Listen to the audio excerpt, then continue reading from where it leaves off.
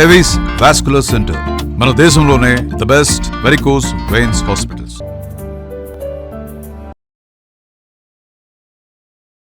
ఎక్కువగా నువ్వులు, పల్లీలు లాంటి నూనె గింజలు తింటే చాలా మంచిది. పిల్లలకి సులువుగా పెట్టేసేయచ్చు అన్నం దాంతో.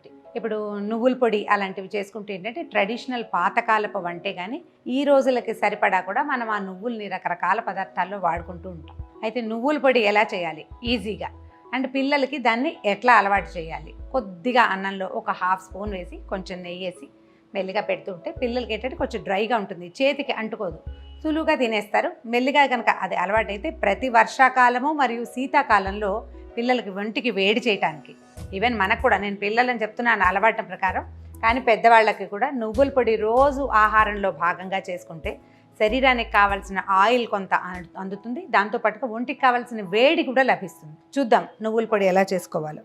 అందరి ఇళ్లలో ఇంచుమించుగా చేస్తూనే ఉంటారు, అయితే ఏదో కొంచెం కొంచెం చిన్న చిన్న మార్పులు. నువ్వులలో వెల్లుల్లిపాయలు ఎప్పుడు వేయకూడదు. వెల్లుల్లి వేస్తే దాని నువ్వుల తలకు ఒరిజినల్ రుచి మారిపోతుంది. ఒరిజినల్గా దాంట్లో ఏ రకమైన టేస్ట్ ఉంటుందో, ఎలాంటి నూనె పద్ధతి ఉంటుందో అది తగ్గిపోతుంది. వెల్లుల్లిపాయలు వేయకుండానే ఈ పూర్తి వంటకం చేసుకుంటాం. ఒకటి పొడే కాదు, నువ్వులతోటి మనం నువ్వుల పచ్చడి చేసుకోవచ్చు. పచ్చడి కూడా 2 రకాలుగా చేయొచ్చు. మనకి ఎన్ని కావాలో అన్ని, సుమారుగా ఒక గ్లాస్ చేసుకున్నాం అనుకోండి, ఒక 4-5 రోజులు. పొడి అయితే ఎన్నాళ్ళైనా నిల్వ ఉంటుంది. మరీ చాలా రోజులు ఉంచితే కొంచెం నూనె వాసన వస్తుంది, అందులో నూనె ఉంటుంది కదా, అందుకని ఒక వారం రోజులకి సరిపడా అనుకోండి. ఒక గ్లాస్ నువ్వులు. ఈ నువ్వుల్లో కూడా నువ్వు పప్పుతో చేసుకునేది ఉంటుంది, కొంతమంది ఏమో ఈ నువ్వులు కాదు కొంచెం తొక్క తీసిన నువ్వులు అలా భావిస్తారు. మన అవకాశాన్ని బట్టి నువ్వు పప్పు కనుక లభిస్తే, అంటే పైన తోలు కూడా తీసేసి తెల్లగా ఉంటాయి, సన్నగా అసలు నైలాన్ లాగా మెరుస్తూ ఉంటుంది, వాటితోటి కూడా చేసుకోవచ్చు. ఇది చాలా సింపుల్ అండ్ ఈజీ. నువ్వులు వేయించటం, ఇది వేగుతూ ఉండగానే ఎండుమిర్చిని యాడ్ చేస్తాం, అవి కూడా కొంచెం బాగా వేగనిచ్చి రెండింటిని కలిపి ఉప్పు వేసి గ్రైండ్ చేసుకుంటే నువ్వుల పొడి రెడీ. చాలా సింపుల్. కాకపోతే ఏంటంటే మనం ఇది శీతాకాలము తినాలన్న జ్ఞాపకం ఉండాలి మనకి. సహజంగా పితృకార్యాలప్పుడు ఎక్కువగా చేస్తారు. మామూలుగా ఈ శీతాకాలం ఏంటంటే మనం రెగ్యులర్గా ఉంచుకుంటే గబుక్కుని డబ్బాలో నుంచి తీసి వేసుకోవచ్చు, ఒక ఆధారుగా ఉంటుంది. సాయంకాలం పూట అయితే కొంచెం రసం పెట్టి ఇది కొంచెం అన్నంలో కలిపెట్టి అంత నువ్వుల పొడి అన్నం, రసము, పెరుగన్నం పెడితే పిల్లలకి చాలా చక్కగా సరిపోతుంది. ఫుల్ఫిల్డ్గా ఉంటుంది అనమాట, పొట్ట నిండిపోయిన భావన ఉంటుంది. నువ్వులు కొద్దిగా వేయించుకుందాము. వీటికి ఏంటంటే కొలత ఏమీ ఉండదు, ఎన్ని నువ్వులకి ఎన్ని మిరపకాయలు అనేది ఏమి ఉండదు, కొంచెం అందాజుగా చూసుకుని వేసుకోవాలి. ఒకవేళ మనం కొంచెం కారం తినగలిగే వాళ్ళం, బాగా తినగలం అనుకోండి, అప్పుడు మరి కాసిన మిరపకాయలు వేసుకోవటం, పొడి కొంచెం రెడ్గా కనపడుతుంది.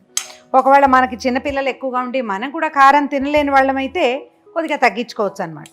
చూడండి ఇవి ఎట్లా అంటే చిన్న శబ్దం వస్తుంది, చిట్ట చిట్ట అంటుంది, అవి పొట్టలు ఇట్లా ఉబ్బినట్టు వస్తాయన్నమాట, చూసుకోవాలి అంతే. ఇలాగే కాకుండా నువ్వుల్ని మనం చిమ్మెరి చేసుకుంటాము, నువ్వులు చిక్కీ చేస్తారు, అలా కూడా తినచ్చు. ఈ సీజన్లో కనుక ఇవి తింటే చాలా ఎక్కువ హెల్తీగా ఉంటాం మనం, డైజెషన్ అవుతుంది, కొంచెం ఓవర్ హీట్ చేస్తుంది, అందుకని ఇది శీతాకాలం స్పెషల్ అనమాట. నువ్వులు వేగుతున్న పద్ధతి కనిపిస్తుంది, కాసిని ఎండుమిరపకాయలు వేసుకుందాం, ఈ మాత్రం సరిపోతాయి వీటికి. ఈ నువ్వుల వేడికి మిరపకాయలు వేగిపోతాయి, లేకపోతే ఏమవుతుందంటే మిర్చి ముందేసామనుకోండి నల్లబడిపోయి పొడి బాగుండదు, అందంగా ఉండదు. నువ్వులు వేగిపోయినాయి చూడండి, కొంచెం ముదురు రంగులోకి వచ్చేసినాయి, మిరపకాయలు కూడా అన్ని పొట్టలు ఉబ్బిపోయినాయి. వీటిని ఏం చేయాలంటే ఒక పళ్ళెంలోకి తీసేసుకుందాం. ఓకే, ఇదిగో మీకు క్లియర్గా కనిపిస్తుంది చూడండి, అన్నీ ఎట్లా బొజ్జలు ఇట్లా గుండు గుండుగా అయినాయి కదా. ఈవెన్ మిరపకాయలు కూడా అన్నీ బాగా నున్నగా కనిపిస్తున్నాయి. వీటిని గ్రైండ్ చేసేసుకోవాలి, కొంచెం చల్లారనిచ్చి గ్రైండ్ చేయాలి. నువ్వులు మనం వేయించేటప్పుడు జాగ్రత్త ఏంటంటే కొద్దిగా సిమ్లో పెట్టుకోవటం. ఒకవేళ మన నువ్వులు కనుక నువ్వులు కాకుండా నువ్వు పప్పు కనుక అయితే మిర్చి నువ్వులు ఒకేసారి వేసేసి వేయించుకోవచ్చు. నువ్వులు ఎండుమిర్చి వేయించేసుకున్నాం, కొంచెం చల్లారాక గ్రైండ్ చేసుకోవాలి ఇలాగా.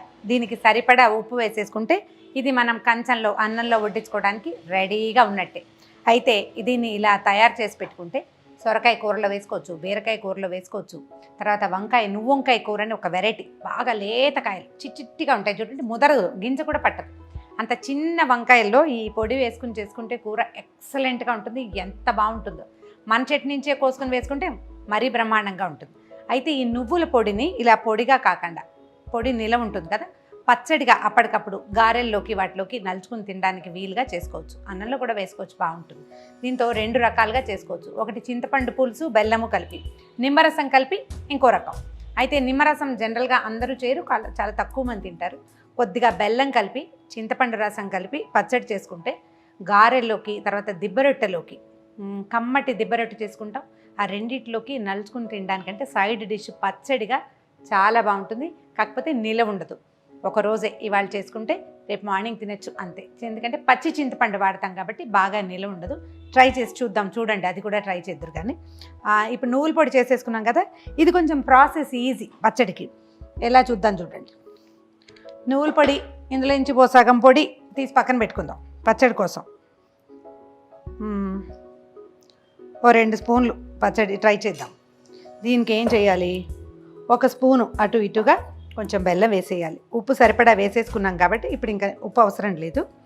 దీంట్లో చింతపండు పులుసు పిసికట్టి పెట్టుకోండి. దీంట్లో ఏంటంటే చెత్త ఏమి లేకుండా కలిపేసుకోవటమే అన్నమాట. పాత రోజుల్లో ఇప్పట్లాగా మిక్సీలు అవి ఉండేవి కాదు కదండి. మళ్ళీ రోట్లో చేయాలంటే కష్టమని ఇలా చేసుకునేవాళ్ళు. ఇవేంటంటే ఎక్కువగా పితృకార్యాలు అప్పుడు చేసుకునే పచ్చడి. నిజానికి ఇది ఇట్లా చేస్తారు, గారెల్లోకి నలుచుకోవడానికి పెట్టేవాళ్ళు. మనం ఏంటంటే అప్పటికప్పుడు టైమింగ్ చకచకా చేసుకోవటం కోసం మళ్ళీ దీన్ని మిక్సీ జార్లోకి షిఫ్ట్ చేయకుండా కొద్దిగా ఇలా పచ్చడిలాగా చేసుకుంటే పిల్లలకి అట్లు, రొట్టెలు వాటిలలో నలుచుకోవడానికి బాగుంటుంది. ఒకసారి ఈ రుచి నచ్చిందనుకోండి, ఇది ఈజీగా అయిపోతుంది. మన దగ్గర డబ్బాలో కనుక నువ్వుల పొడి ఉంటే గబుక్కుని పచ్చడి కలిపేసుకోవచ్చు. నిమ్మరసం చేయటం కూడా ఇంచుమించుగా ఇలాగే. దీంట్లో బెల్లం వేయం నిమ్మరసంలో. దాంట్లో ఏం చేస్తామంటే కొంచెం ధారాళంగా నిమ్మరసం, ఒక 3 కాయలు నిమ్మరసం వేస్తే ఈ మాత్రం పచ్చడి తయారవుతుంది. ఇంత లూజ్గా చూడండి, రెడీ. ఇంకేం చేయక్కర్లేదు. దీంట్లో ఉప్పు సరి చేసుకోండి, సరిపడా ఉప్పు ఉందా లేదా, మనకు సరిపడా తీపి ఉందా లేదా అని. ఒకవేళ తీగా అయిపోయింది అనుకో, అప్పుడు కంగారు లేదు, ఇంకో స్పూన్ పొడి కలిపేస్తే సరిపోతుంది. ఇదిగో పచ్చడి రెడీగా ఉంది చూడండి. పచ్చడి చేసుకున్నాం కదా, దీంట్లో ఒక చిన్న తాలింపు చాలా సింపుల్గా వేసుకుంటే ఎక్కువ రుచిగా ఉంటుంది. ఏ వాసన లేకపోతే ఏమవుతుందంటే మనం ఒట్టిగా వేయించిన రుచే తెలుస్తూ ఉంటుంది. అది తెలియకుండా ఉండాలంటే ఒక చిన్న తిరగమాత వేసుకోవటం. కొద్దిగా 1 స్పూన్ నూనె వేయండి, ఎక్కువ అక్కర్లేదు.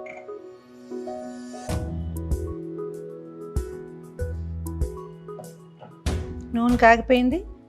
4 కొంచెం ఆవాలు వేయండి, కొద్దిగా మన పచ్చడిని బట్టి, అంతకంటే అవసరం లేదు. అయితే దీంట్లో ఏంటంటే జీలకర్ర వేయొద్దు. జీలకర్ర రుచి ఈ మన నువ్వుల రుచిని డామినేట్ చేసేస్తుంది. జీలకర్ర వేయద్దు. కొద్దిగా 2 గింజలు మినపప్పు, కొంచెం ఆవాలు, తిరగమాత లుక్ బాగుంటుంది అన్నమాట. దానికోసం దీనికి పెద్దగా ఇంగువ అవసరం కూడా లేదు. తాలింపు వేగిపోయింది, వేసేస్తుంది.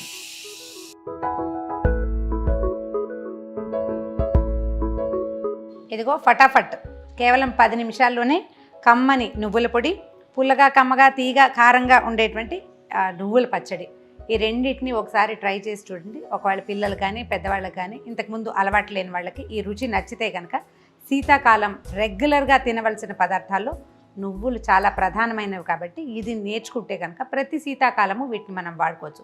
ఎండాకాలం కూడా తినచ్చు, కొంచెం తక్కువగా. శీతాకాలం రోజు తిన్నా కూడా హెల్త్కి చాలా మంచిది. నువ్వులు పూర్తిగా హెల్త్ ప్యాక్డ్ గ్రెయిన్ అన్నమాట. ఆ గింజలోనే పూర్తి ఆరోగ్యం దాగి ఉంది. ఆడవాళ్ళకి, పెద్దవాళ్ళకి, చిన్నపిల్లలకి, మగవాళ్ళకి అందరికీ కూడా ఆరోగ్యాన్ని ఇచ్చే ఈ గింజని ఇలా వంట పదార్థాల్లో వాడుకుంటూ ఉంటే తరచుగా ఆరోగ్యం బాగుంటుంది.